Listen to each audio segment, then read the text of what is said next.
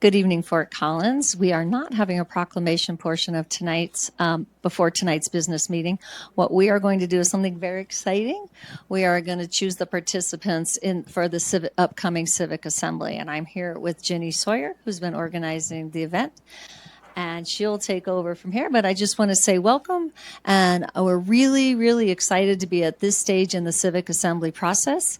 Before I was elected mayor, I was helping out on some democracy things, and I became aware of the Civic Assembly process. And then when Rupa went to a conference and came back and said, "Have you ever heard of a Civic Assembly?" And I said, "Yes." And she said, "Do you think we should do one here?" I said, "Yes." So what I'm excited about is the land use issue at the former site of the Hughes Stadium is to me, an ideal use of the Civic Assembly, because that was purchased at the direction of the voters. And the land use had many, many different options in there. The ballot initiative did. So this is a perfect sort of discrete item sent to us by the voters, so that back to the people to have a big public process to help us decide how to use that land. So I'm very excited to be here tonight, and I'm going to turn it over to Jenny Sawyer. All right. Thank you so much, Mayor. We've got a few stages to go through tonight. I think we're going to start by playing our explainer video in case anyone has missed it. It's just 2 minutes. We're going to pop it up here, play that so that people have a holistic view of what the Civic Assembly process is. So I'm going to ask William to get that going. Here at the City of Fort Collins, we're all about new ways to connect and engage, like our Civic Assembly, a fresh approach to help resolve complex issues. So, what is a Civic Assembly? Imagine a community brainstorm where residents from all walks of life come together to collaboratively tackle challenging and even potentially divisive topics and find common ground. This approach to public participation immerses residents in deliberation and decision-making and directly involves the community in guiding future plans and policy. Childcare, meals, and compensation are provided to reduce barriers to participation, helping to engage folks who historically might not have been able to get involved. Civic assemblies come together through an equitable and transparent process that starts with a democratic lottery. Invitations are sent to a random slice of residents. It's the first of 3 rounds of chance, all to ensure we get a balanced assembly. Next, we crunch the numbers to match Fort Collins' representative demographics. For example, if 20% of the residents are age 18 to 24, then 20% of our panel will be 2. Specialized software mixes and matches these demographics into potential panels, still random but representative, like combining ingredients in just the right proportions for a well-balanced recipe. And finally, the moment of truth. At a public event, we select one final winning panel, our Civic Assembly. The selected panel comes together to dive into the issues, hear from the experts, learn about the topics at hand, listen to input from the community, and carefully consider different options. The deliberation process is thoughtfully designed to promote conversation and collaboration and to help break through polarizing issues. The results of the panel's work and their recommendations go to city leadership. To learn more and stay updated on the Civic Assembly process and related projects, visit our city website. Let your voice be heard and help shape the future of Fort Collins. Yay! So we're at the bingo wheel part of the video tonight, for those of you who are wondering, and that's going to come up. I do want to say we are not doing this alone as the city. We have multiple partners in this space, including CSU's Center for Public Deliberation and an organization called Healthy Democracies. And tonight with us remotely are Grace and Justin. And I'm going to turn it over to you two for a little bit to give us even a little more background on how and Lynn. Sorry, thanks, Lynn. A little more background and depth on how this process works. So welcome, and I turn it over to you. Thanks, Jenny. Thanks, Madam Mayor. Let me just share my screen really quickly. I've got a couple of slides to sort of walk us through. So, of course, my throat starts tightening up right as I start to speak. My apologies. I'm Justin Reedy. I'm a program director at Healthy Democracy. I'm here with my colleague Grace Taylor, operations director at Healthy Democracy, and Lynn Davis, who works on special projects for Healthy Democracy. As Ginny talked about, we're helping run the Civic Assembly process in partnership with the city and with American Public Trust, which is another nonprofit organization that works in this space with us, as well as the Center for Public Deliberation at Colorado State University. So I just wanted to give a little bit of background information about how the civic lottery process works. So this is an important part of the Civic Assembly, is sort of deciding who's going to be in the room during the assembly itself. So as a bit of background, some of this is covered in the video that we just watched, but I wanted to give a little bit more information about it. Two of the key elements to a civic assembly process is having sort of an in-depth process of deliberation that helps set up a really positive decision-making environment where we give people ample time and background information and a neutral sort of process of facilitated conversation and analysis to help analyze this issue and look for common ground for solutions to that issue. In this case, the future of what to do with the Hughes site. The other important piece of this is what's called the Democratic Lottery, what we're doing tonight. So the Democratic Lottery is a way to select a group of people at random, but through a sort of a balanced process, a stratified process, to help provide a microcosm of the city of Fort Collins in one room, essentially. So by using kind of elements of randomization and stratification by different demographic variables, we can kind of help create sort of a miniature version of the city of Fort Collins, the population of the city of Fort Collins, to come together to talk about this issue. So just an overall kind of picture of the Civic Assembly, the selection process. One of the things that we've been doing over the last few weeks is working on the demographic categories and the targets for the Civic Lottery based on the most recent census data for the city of Fort Collins. So looking at kind of the breakdown by age, educational attainment, using city council districts to ensure we're getting good kind of geographic representation across Fort Collins to set those targets. Some of the things that we've already done, many of you might have seen, we sent invitation postcards to about 15,000 randomly selected residential addresses across the city, as well as a couple hundred more that were distributed to folks who don't have addresses. So those were given to people who are unhoused or who may not have a permanent address through working directly with social service agencies. And then folks were directed to sign up online, to register online, and certify that they meet the criteria for the assembly. So they live in the city of Fort Collins. They're not an current elected official, and that they were able to serve during the 2 weekends of the assembly happening in April and May. So we received a total of 263 validated replies online from those. And then we use what's called an open source random sampling algorithm to create a pool of 1,000 different potential assemblies, all of which consist of 20 members, which the 20 delegates using from that pool of 263 people. And all of those 1,000 assemblies satisfy the demographic targets. So we're getting each one of those potential assemblies would match make a little microcosm of the city of Fort Collins. And then what we're going to do today is I think Mayor Arndt is going to use the little bingo balls, or maybe Ginny, I don't know if you guys are going to take turns, and select 3 numbers. So from 0 to 999, and then we'll show the results of who was selected in that that assembly. So we'll have it show up on the screen. One of the things that I'll mention is that it's not going to show us names of folks who were selected.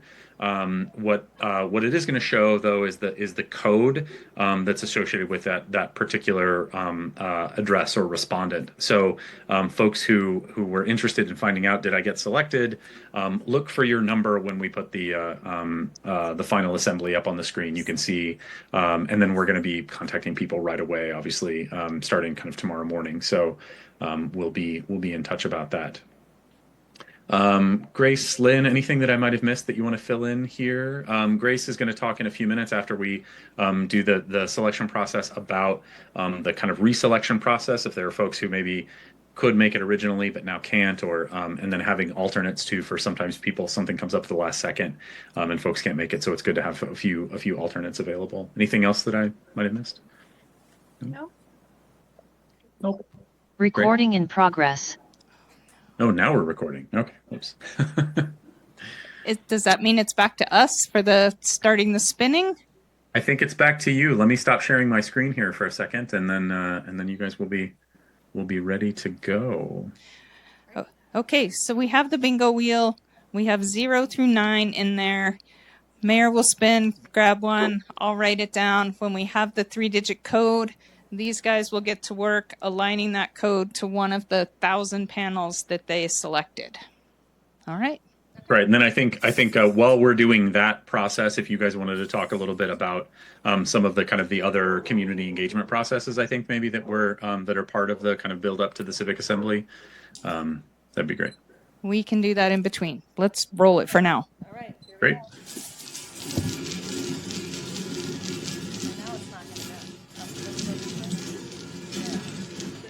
Stop. There's one. Oh, well, I have to do that. 3. And then you put it back because technically it could be like 3, 3, 3. That's right. Make sure you put the ball back. So. There it is. It's 7.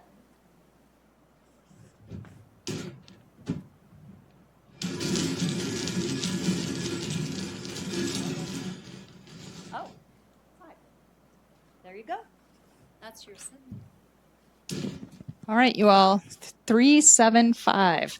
Okay, so while they are coordinating all that together, I will do a little background information. So for about the past 3 to 4 weeks, the Center for Public Deliberation has been working with 26 residents that signed up to be community guides.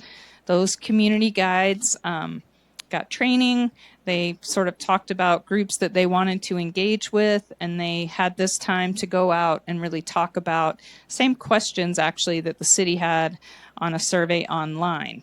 And so out of that work, surveying, interviewing, having the opportunity for us to get deeper into the community by people just talking to their friends or talking to their sports groups or their parent groups, whatever it was, all that information was compiled. And so there is now a report. And what we were really looking for from this community guide process was not necessarily about volume. It was more about breadth of ideas.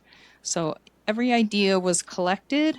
And then within those ideas and those conversations, they really outlined, what does the idea look like? Who else should we talk to in regard to this idea?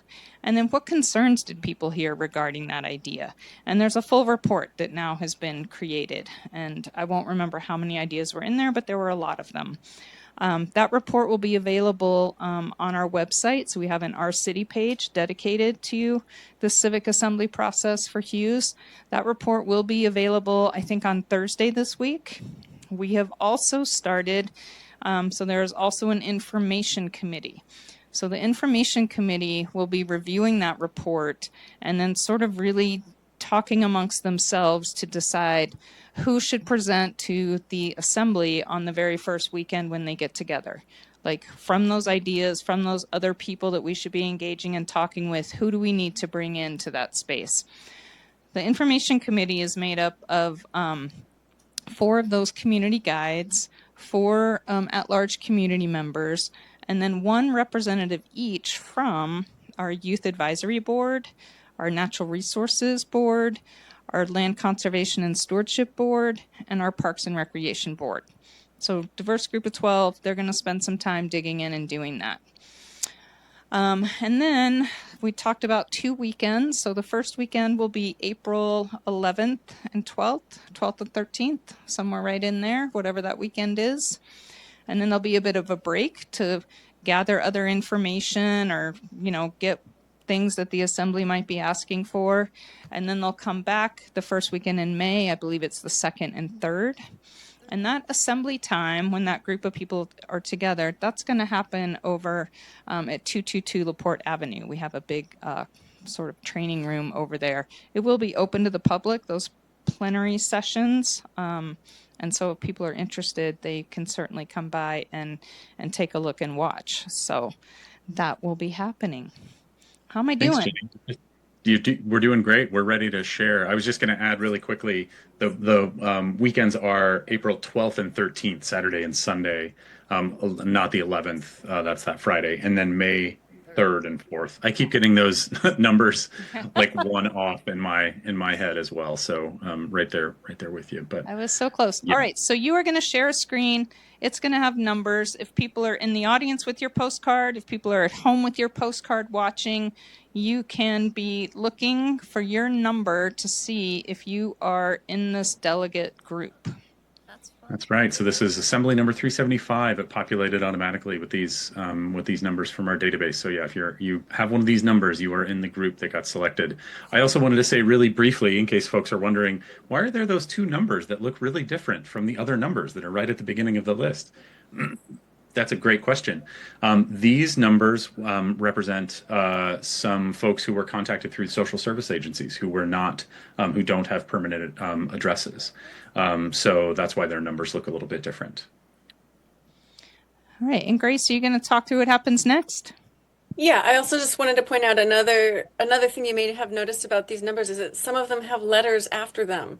That is in the case in which more than one person from a given household has applied to be part of the lottery. This helps us distinguish which household member has been selected from that household. So that's what the A's and the B's are about. If you are from one of those, if you have this number, we will contact you and let you know which of the delegates in your household has been selected. So my job now is to tell you what happens next. If you have been selected, we will be in touch with you in the next 2 days. Look first for an email from us, from Healthy Democracy, that explains, it says either congratulations or sorry, you haven't been selected at this time. And so everyone should get an email. If you don't get an email, feel free to contact us.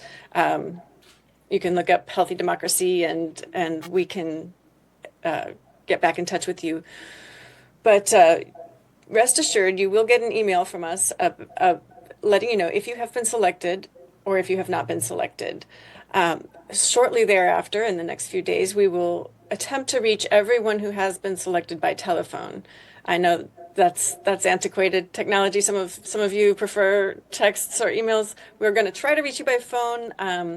If you can respond to us in some way to let us know, yes, I'm here. I'm in, I want to participate, then we know that you are confirmed, but we still want to talk to you to find out if there are any accessibility needs that you have, and just to confirm your availability and answer any questions you may have directly and in person over the phone. Those of you who have not been selected today, there's still some chance that we would contact you again, either if some of these delegates aren't able to participate or if you get selected as an alternate. So what happens with alternates is that we will select a second set of 20 delegates. So we've got these 20, we'll select another 20 in about a week after we've verified who's actually able to attend. So that if anyone just doesn't show up on the first day, we have other people who can fill in those gaps. If you're selected as an alternate, you can show up on the first day. We'll have you there until lunchtime. You'll be paid for your time, and then you'll be released to go unless we need to pull you into the panel or the assembly, in which case you will go ahead and be part of it for the whole 2 weekends. Justin, Lynn, is there anything that I missed there? Is there anything you'd like to add to how this all works? No, that's great, Grace. Nothing that I can think of. Okay. No, nothing I can think of. Congrats, folks. It'll be so fun to see you. Yeah, we're looking forward to meeting each and every one of you. Great. I guess I will add a little bit about for folks who haven't been selected but who are interested in the process, there are multiple ways still to follow along with us. It is a public meeting. You're welcome to come and view the assembly as it's happening. You're also invited to sign up on our city page for updates. Jenny, can you remind us how people do that and what that would look like?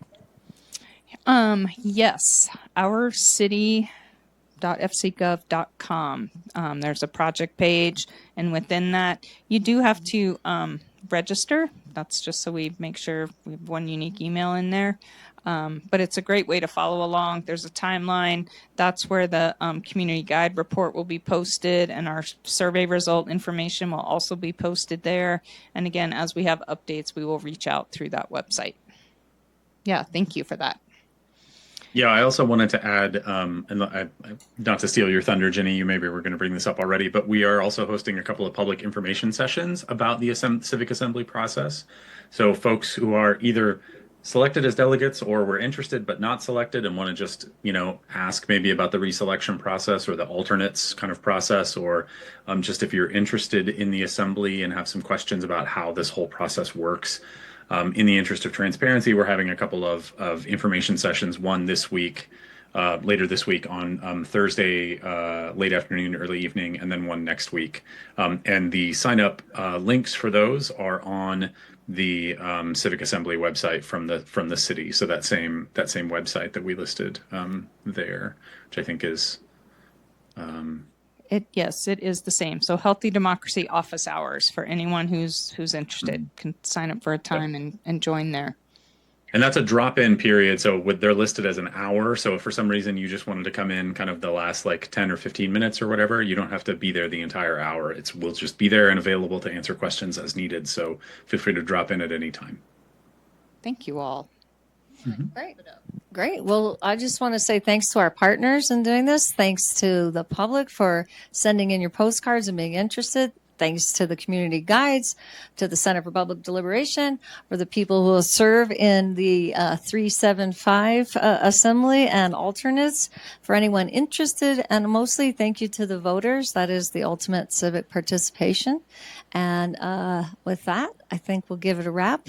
And I'll be there watching just to see how it goes. And have a great evening. We will resume at 6 p.m. for our regular business meeting. Thank you. Thanks, everyone. Thanks.